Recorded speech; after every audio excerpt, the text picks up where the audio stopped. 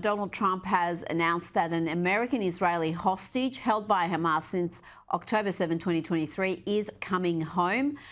Trump wrote, "I'm happy to announce that Edan Alexander, an American citizen who has been held hostage since October 2023, is coming home to his family. I'm grateful to all those involved in making this monumental news happen. This was a step taken in good faith towards the United States and the efforts of the mediators, Qatar and Egypt, to put an end to this very brutal war and return all living hostages and remains to their loved ones." Josh, this development comes as reports of a growing rift between Donald Trump and Benjamin Netanyahu emerge. What can you tell me about what this means for the war between Hamas and Israel? Is there a truth that there is a rift between these two leaders? So there's an enormous amount of rumors, and it is very, very difficult to know what exactly is certain and what is not certain. Now, apparently the asking price that Hamas essentially, again, this is just a rumor, this is not verified, but allegedly the asking price that Hamas asked President Trump in order to free the last American hostage there was to put pressure on Netanyahu to establish a definitive time frame to wind down the military operations in Gaza. The obvious problem is that Prime Minister Netanyahu and the Israelis are not ready to put a definitive time frame on the operations in Gaza because Hamas is not close to being eradicated yet. Now, they are deeply, deeply hurting compared to where they were on October 6, 2023. That should not be surprised to anyone there. But yes, I think it is fair to say that there likely are increasingly signs of a rift. Maybe there is not a rift at this exact moment, but there are a lot of tense situations. The latest rumors over the past 24, 36 hours are that Qatar, of all countries, might be gifting a Boeing 747 to be an Air Force One backup plane or something along those lines there. Qatar, shall we say, is a problematic country. They are somewhat infamous when it comes to doublespeak. They like to play the nice role of mediator when it comes to these negotiations, but they also are major funders of Hamas and the Muslim Brotherhood there. The Trump organization recently inked a big deal to develop a new golf course there in Doha. So it's a little difficult to know exactly what is going on here. At the end of the day, though, the American people, and especially MAGA voters, Republicans, really do stand overwhelmingly with Prime Minister Netanyahu and Israel. So if for no other reason than that reason, Rita, I expect that U.S.-Israel relations will continue to be quite close. Now, a lot has happened in recent days, Josh. We've got a lot to cover, including the US striking a trade deal with the UK. This was pretty big news, but it wasn't long before the usual suspects in the media were out to downplay the significance of the deal. Let's have a listen to MSNBC. This is relatively low-hanging fruit. If you can't get a trade deal with the longest-standing and loyalist United States ally anywhere in the world over generations, you're going to be in trouble when you're dealing with some of the more obstreperous countries around the world, or ones that are more willing to resist your entreaties. Josh, if it's so easy, then why didn't previous administrations do it? Why didn't Joe Biden do it? Why didn't the Obama administration do it? What can you tell me about this deal?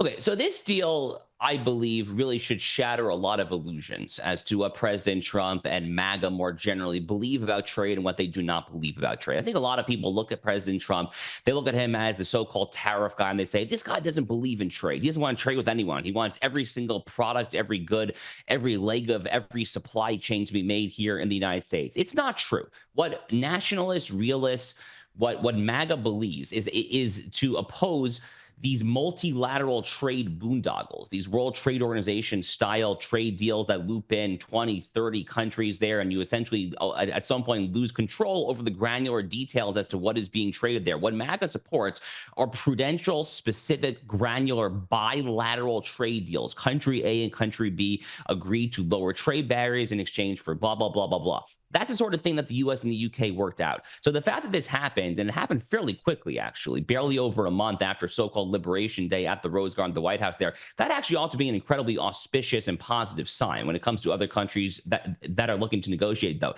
By the way, in response to that clip that we just heard from that, rather upset leftist, shall we say there, I would like to just say one thing. The U.K. and the U.S. do have a special relationship, but the U.S. also got its independence from the UK over 200 years ago. And in fact, if you go back and look at the American founding, Alexander Hamilton published his report on manufacture, and he presented it to Congress as the nation's first Treasury Secretary in 1791, specifically making the argument that the United States had to be trade independent of Britain, because otherwise it would not be a successful nation. So it's actually a very long history of America trying to get independent from Britain there. So actually, it's probably a bit of a bigger deal from a kind of a longer form historical view than this kind of, hurt left-wing commentator would care to point out, shall we say. And I would say there's plenty of other countries, including my own Australia, that would think we are as bigger allies and to the US as the UK is. So for the UK to get this deal first, I think we'll be wanting to be next in line to strike a deal. Are there other deals that are imminent? Are you hearing other countries are close to an agreement? Well, Scott Bessent, the Treasury Secretary, he was in Switzerland this past weekend. So he was meeting with his Chinese counterparts in Switzerland there. Look, Donald Trump put on social media, on Truth Social, the White House actually put out a formal official statement saying that a trade deal had been reached with China. Now, there's not a whole lot in the way of details there, but presumably there's something, because, this came out not necessarily just from social media, but the White House literally put it on whitehouse.gov from their verified social media accounts there. So hopefully we learn more. That's probably going to happen in real time here in the next 24, 48 hours or so. But it looks like U.S.-China could have an off-ramp to this trade war sooner rather than later, which is probably a good thing for consumers. As long as Donald Trump and MAGA and America get concessions out of it, as long as there's something to actually point to and say this is actually a win, then I will be optimistic for it. But again, the devil will be in the details in that one. Now, we're seeing more leftist officials being arrested. Funnily enough, when you break the law, you'll end up in handcuffs. Here is Newark Mayor Raz Baraka, who was arrested at an ICE facility. That's the US Immigration and Customs Enforcement detention facility that opened last week.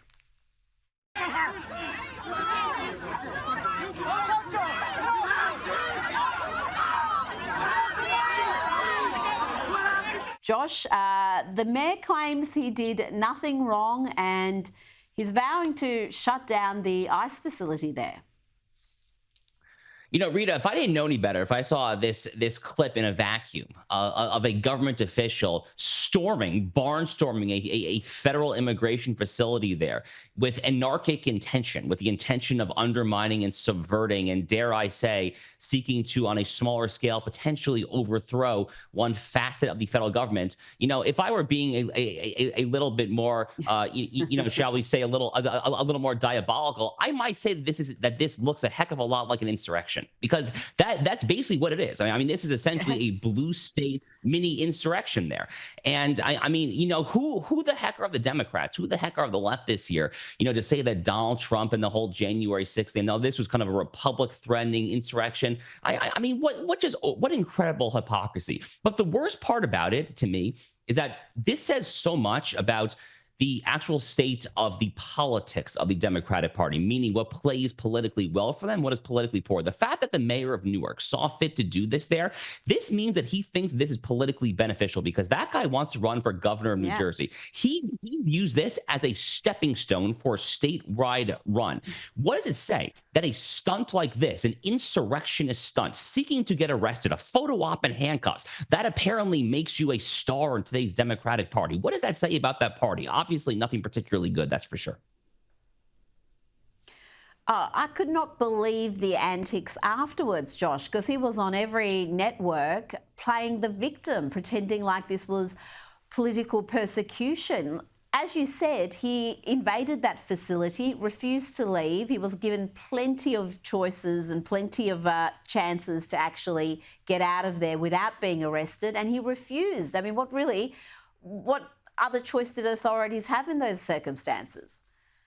They had none. This guy wanted to be arrested. He literally had every intention of going there and of being arrested for the cameras, because he knew that he would get off there. Two-tier system of justice. Again, it's Newark, New Jersey. It's a very blue jurisdiction there.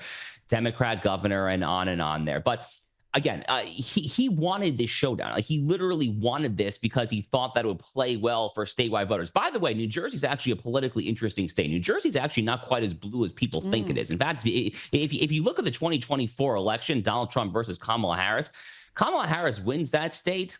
I forgot the exact margin, but it's roughly 5 points, 5.5 points, which actually is really not a particularly wide margin at all. And in fact, Republicans have actually been making inroads in the New Jersey state legislature. As some of these suburbs and exurbs of Philadelphia and New York City trend a little bit redder in a more MAGA direction, there's a lot of people speculating that New Jersey could actually be in play at a presidential level in 2028, or 2032 at the latest. So, the mayor, the mayor might think that he is doing this as a political stunt to benefit his career there in the Garden State, but he might actually be in for a rough surprise, believe it or not.